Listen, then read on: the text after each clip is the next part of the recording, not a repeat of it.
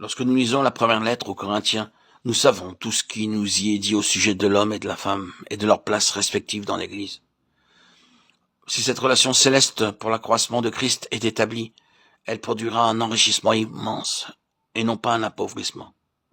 Quelle est la place de la femme dans l'Église? Elle doit exprimer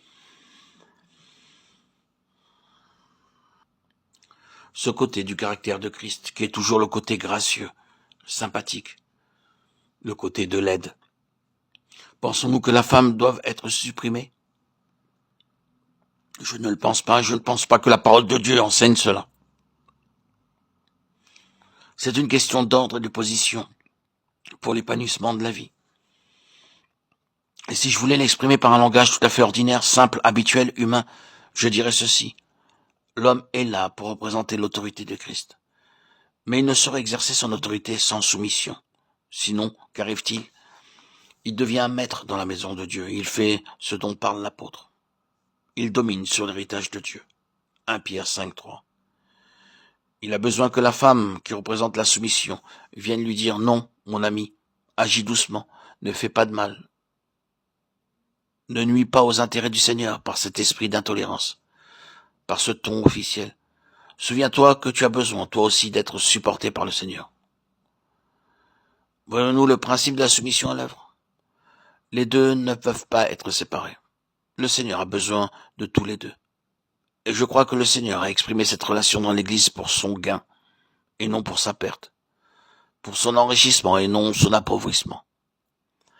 Cela pour que soit toujours maintenu selon ce principe de la soumission de Christ, cette tendresse, cette douceur, cet égard pour les susceptibilités qui enlèvent au gouvernement toute raideur. Oh, il faut que nous gouvernions, que nous exercions l'autorité, si nous y sommes appelés, comme des hommes qui se souviennent toujours du besoin immense qu'ils ont eux-mêmes de la grâce de Dieu.